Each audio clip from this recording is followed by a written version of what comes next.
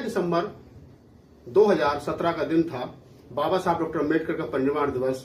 मैं और चंद्रशेखर रावण दोनों पार्लियामेंट के प्रांगण में थे। चंद्रशेखर भाई ने कहा कि ये पार्लियामेंट का राजनीति का पवित्र मंदिर है, इसमें हमारे जैसे मजबूत लोगों को होना चाहिए। इस बात को कहने वाले चंद्रशेखर रावण थे और सुनने वाला मैं। और आपका साथी पार्लियामेंट पहुंचा, आपको कैसा लग रहा है? मुझे अच्छा चलो, ये चंद्रशेखर भाई मेरा इंटरव्यू कर रहे हैं तो मैं बता दूं कि मैं इतना खुश हूं कि शायद इतना खुश मैं जीवन में कभी नहीं हुआ।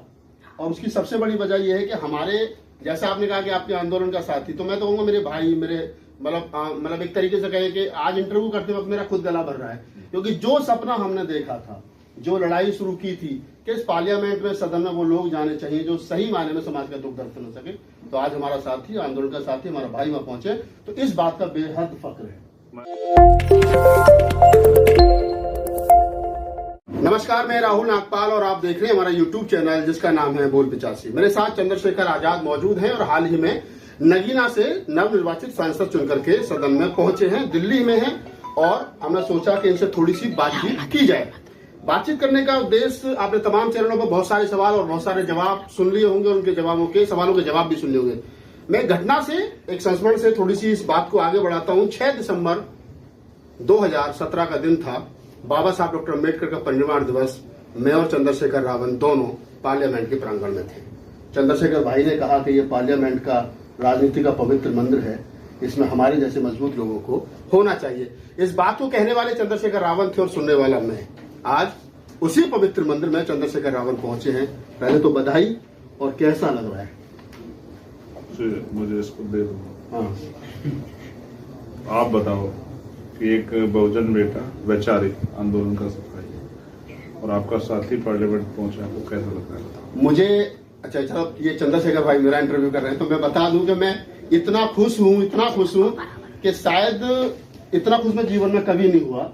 और उसकी सबसे बड़ी वजह यह है कि हमारे, जैसा आपने कहा कि आपके आंदोलन का साथी, तो मैं तो कहूंगा मेरे भाई, मेरे मतलब एक तरीके से कहे कि आज इंटरव्यू करते वक्त मेरा खुद गला भर रहा है, क्योंकि जो सपना हमने देखा था, जो लड़ाई शुरू की थी कि इस पार्लियामेंट में, सदन में वो लोग जाने चाहिए जो सही मायने में समाज का दुख दर्द समझ सके, तो आज हमारा साथी, आंदोलन का साथी, हमारा भाई वहां पहुंचे, तो इस बात का बेहद फख्र है। मैं आपको याद दिलाता हूँ, 6 दिसंबर का दिन था और देश के प्राइम मिनिस्टर भी वहां आए और हमने शोर मचाया था बहुत जोर से। एक तरफ बाबा साहब को नमन करते, दूसरी तरफ बाबा साहब के संविधान पे को कुचलने का काम करते हो, और शायद उस दिन के बाद दोबारा आपको वहां बुलाया नहीं गया। हाँ, मेरा लगभग 4.5 लाख रुपए साल का नुकसान हुआ। मुझे ब्लैकलिस्ट कर दिया गया। हाँ, तो उस समय के पास बनवाने में भी आपने बहुत मदद की। जी। मैं आपको विश्वास दिलाता हूँ कि मैं अपनी ड्यूटी को बहुत ईमानदारी से, जो समाज को मुझसे उम्मीद है उससे भी ज्यादा ईमानदारी से, और मैं कोई ऐसा काम नहीं करूंगा जिससे समाज, हमारा ये राजनीतिक आंदोलन, तो महापुरुषों का वैचारिक आंदोलन, इस पर कोई भी आँच आ जाए। मैं इस बात को मानता हूं कि महापुरुषों ने कहा, स्पेशली इसमें बाबा साहब अम्बेडकर का एक कोट है कि धर्म मेरा जो है नायक पूजा अच्छी बात है, इससे जो ये मुक्ति की तरफ जाता है, लेकिन राजनीति में नायक पूजा नहीं होनी चाहिए। मैं कोशिश करूंगा कि बहुत अगले 5 साल बाद जब हम हों, अगर मैं दुनिया में रहा, आप रहे, क्योंकि मृत्यु कटल सकते हैं, और मैं जिस तरह की परिस्थिति में, आप जानते हो कि गोलियों का भी सामना मुझे करना पड़ रहा है, तो मैं आपको विश्वास दिलाता हूँ कि अगली बार बहुत सारे और नए अम्बेडकरवादी चेहरे पार्लियामेंट में होंगे। इस बात के लिए मैं संकल्पित, इसलिए हम लोग और मेहनत करने वाले, रुकने वाले नहीं। चलिए, अब मैं चंद्रशेखर भाई का इंटरव्यू शुरू कर देता हूँ। अब तक उन्होंने मेरा किया। सवाल निकल करके ये आता है कि 131 सांसद SC ST थे। यस। 131 में से 130 माइनस कर दिए जाए तो चंद्रशेखर है दोस्त ने। आज तक 131 में कभी 29 नहीं चुनेगा और 32 भी नहीं चुनेगा, तो आरक्षण 100% राजनीति में। चंद्रशेखर ऐसा वहां पे क्या करेंगे? क्या दिल में है, क्या मन में है, क्या सोच रखा है कुछ खास? देखो, जब पॉलिटिकल रिजर्वेशन पे बात हुई और इसके फर्स्ट चुनाव के बाद ही डॉक्टर अम्बेडकर ने कहा कि भाई राजनीतिक आरक्षण से हमारा प्रतिनिधित्व पूरा हो रहा है, लेकिन वास्तविक प्रतिनिधि नहीं जा रहा, जो हमारी बात को जिम्मेदार रखे, जिस उम्मीद से हम लोग उसको वोट कर रहे हैं। ये तो दूसरे लोगों के वोटों से बनकर जा रहा है, तो अपनी पार्टी, उसके एजेंडे के प्रति समझ, जैसा हमने देखा समाजवादी के मेंबर ऑफ पार्लियामेंट ने ही जो शेड्यूल कास्ट का था उसमें ही जो है तो मेरा, आप ये समझिए कि एक स्वतंत्र वॉइस है, और ये हमेशा ये आवाज मिट सकती है, ये आवाज खत्म की जा सकती है, लेकिन ये पार्लियामेंट में जो भी कुछ करेगी वो उन वर्गों के हितों के लिए करेगी जिन वर्गों जो बहुत हाशिए पे है और जिनका मजाक उड़ाया जा रहा है। और ये एंटी कॉन्स्टिट्यूशनल कुछ भी पार्लियामेंट में होगा या किसी भी असेंबली में होगा, ये सबके खिलाफ मुखर होकर लड़ेगी। वहां भी विरोध दर्ज कराएगी, सड़क पे विरोध दर्ज कराएगी।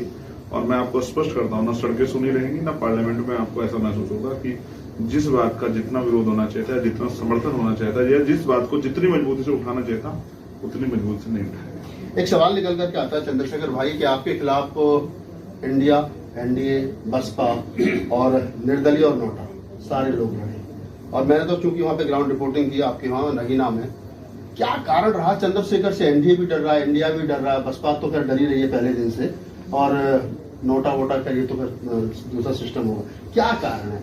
मुखर होकर बोलना कारण है, या फिर उनको लगता है कि जो हमारी विरासत है उस विरासत की चूल्हे हिल रही है? कई अलग अलग चीजें, जैसे आपने कहा एनडीए, इंडिया, बीएसपी और नोटा, तो जनता ने पूरा कर दिया सबका कोटा। आप ये समझते हैं, एडी चोटी का जोर लगा दिया इन्होंने। बीएसपी के लोगों ने 2-2 रैली की, समाजवादी के लोगों ने 2-2 रैली की, अलायंस के लोगों ने, बड़े बड़े नेता आम आदमी पार्टी के भी वहां गए। मैं तो सबको याद रखता हूँ, मैं कहाँ बोलता हूँ, मैं बोलने वाला नस्ल ही नहीं, सब वहां गए। और बीजेपी में बीजेपी के राष्ट्रीय अध्यक्ष गए, मुख्यमंत्री 5 बार गए, तमाम पूरी ताकत झोंकी। प्राइम मिनिस्टर शायद इसलिए ना गए, उनको एहसास हो गया हैवी की रिपोर्ट से चंद्रशेखर जी थे। आप भी मदद करने गए थे, आप भी मीडिया काम करने वहां गए थे। देखिए, मैंने 11 साल में बहुत ईमानदार से काम किया। तमाम आलोचना सही, मुझे, मेरे परिवार को खूब गाली दी गई, बहुत आरोप लगे, मैंने कभी उसका पीछे पलट के नहीं देखा। लेकिन जिस दिन राहुल भाई मुझे पर गोली चली थी, जब भी मैं किसी की लड़ाई लड़ने जाता, लोग मेरा मजाक उड़ाते कि इस आदमी को काम ही नहीं, बार बार कभी वहां चला जाता है, कभी वहां चला जाता है। और लोग ये भी सवाल खड़ा करते थे कि भाई वहां जाने से क्या होता है? तो वहां जाने से ये होता है कि जिस बात को सुना नहीं जा रहा था, उस बात को फिर देश भर में सुना जाता है, और उसका एक साइकोलॉजिकल दबाव होता है, कम्युनिटी का एक दबाव होता है, और सरकारों को मजबूर होकर कार्रवाई करनी पड़ती है। अगर हाथरस में हम लोग ना जाते, देख मैं कोर्ट में जाके कलम नहीं पकड़ सकता हूँ, लेकिन अगर हम हाथरस में जाते तो वो मुद्दा ही नहीं बनता। बिल्कुल ऐसी हाथरस जैसी रोज घटनाएं होती गाँव सड़क देहात में। तो मैं आपसे ये कह रहा हूँ कि जिस दिन मुझे गोली चली उस दिन मैंने तय किया था, ये तीसरी बार है जब मैं मौत को बहुत करीब से मारने की कोशिश की गई, मौत को बहुत करीब से देखा। तो उस दिन मैंने तय कर लिया था कि अब मेरा जीवन 24 घंटे साथ नहीं। मैंने अपना व्यक्तिगत जीवन छोड़ा, मेरे व्यक्तिगत सपने थे सब छोड़े, सुख सुविधा थी सब छोड़ी, और पूरे चुनाव में जिन लोगों ने मुझे देखा होगा, मैं रात को 4 बजे, 5 बजे, 6 बजे तक अपने रूम पे जाता, कोशिश करता था कि एक एक आदमी टच करूं। और मैंने उस चुनाव में मैं कुछ 650 से ज्यादा गांव में गया, और भीम आर्मी के पूरे देश के लोग लगे। सब लोगों ने जनता के सामने जाके कहा कि अगर आपको मौका देना है तो एक हमारे बीच का, आपके बीच का गरीब परिवार से प्रत्याशी, आप उसको मौका दो। आपने सबको मौका दे दिया, आपने अलग अलग पार्टी को, यहाँ 3 पार्टी को मौका दिया, आपने यहाँ भाजपा को मौका दिया, सपा को दिया, बसपा को दिया, तीनों एमपी आपने देखे, क्या किया उन्होंने आपके लिए? तो जनता के मन से आवाज आई कि यार बात तो सही है, इस आदमी को मौका देते। अचानक से समाजवादी पार्टी अपना टिकट डिक्लेयर कर दी, तो लोगों में गुस्सा हो गया कि यार इस आदमी को सिर्फ भाजपा से नहीं लगना, ये तो अलायंस भी इसको रोकने के लिए एडी चोटी का जोड़ लगा। फिर हमारे एक छोटे भाई चले गए, वो हमें बहुत गाली वाली बक गया वहां जाके। तो वो गाली बके तो हमारे लोग अंदर से बंद कहने लगे इनका दिमाग खराब हो गया, इनको सबको ऐसा लग रहा है कि चंद्रशेखर ही अकेला प्रत्याशी है। तो फिर समाज ने जिस तरह का सपोर्ट दिया, ये ऐतिहासिक है कि 1% वोट बीएसपी को पड़ा है। 13,000 कुछ वोट पड़ा है, 1% वोट पड़ा है, और आपको लगभग 52 के आसपास पड़ा है। एक आखिरी सवाल ले लेते हैं, चलते चलते समय की सीमा है अपनी। जिन हालातों की वर्तमान राजनीति हो रही है, भारत को हिंदू राष्ट्र बनाने की कोशिश, मगर मैं 1 मिनट आपको स्टॉप करूंगा, रोकने का कारण है हम 2 सीटें लगे, डुमरियागंज में वहां भी हमें 9% वोट ना, 80 से ज्यादा वोट, बीएसपी को 3%। मैं कुछ और कह रहा था, मेरा कहने का मतलब ये 78% नहीं लगे, तो आप मेरे ऊपर ये आरोप नहीं लगा सकते कि भाई हमने हरा दिया। नहीं, वो हमने विश्लेषण किया है, कौन किसने हराया, वो हमारे चैनल पर पूरी कवरेज है, उसकी हमें कोई, वो आप किसको हरा सकते हो, किसको जिता सकते हो, ये आपको भी बेहतर पता है और ये हमें भी बेहतर पता है। और कौन किसको हराने और कौन किसको जिताने के लिए चुनाव लड़ा, ये देश समझ गया है, इसको किसी कहने और बताने की जरूरत नहीं है। मेरा सवाल ये है कि वर्तमान समय में, वर्तमान हालातों में मुल्क जिस दौर से गुजर रहा है, संविधान खतरे में है, लोकतंत्र खतरे में है, लोकतांत्रिक ढांचा खतरे में है, संविधान को खत्म कर देना चाहते हैं लोग और मनुस्मृति को लागू कर देना, हिंदू राष्ट्र बना देना चाहते हैं, मुसलमान खौफ में है, दलित खौफ में है, एक कहते हैं ना कि एक अकेला चंद्रशेखर।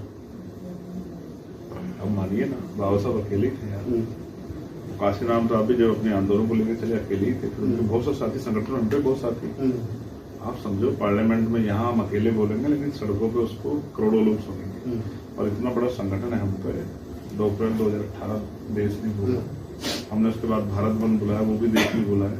आपने दिल्ली का गुरु घर का आंदोलन था, वो भी लोग नहीं भूले। हमने एनआरसी का आंदोलन लड़े, वो भी लोग नहीं भूले। और जिस दिन सड़कों का आह्वान करेंगे, सरकारों की नहीं मिल जाएगी, आप देख लेना। आप ये मत समझिए किसान से देखें, आप ये समझिए सोच वो आवाज कितने लोगों की है। चलिए, कोई एक प्रदेश ऐसा नहीं जहाँ से मुझे बधाई ना आई हो, जहाँ के लोगों ने ये ना कहा हो कि आज हम बड़े खुश हैं क्योंकि हमारा भाई पार्लियामेंट में आ गया है। कोई एक स्टेट नहीं है देश का। एक लास्ट सवाल लेते हैं।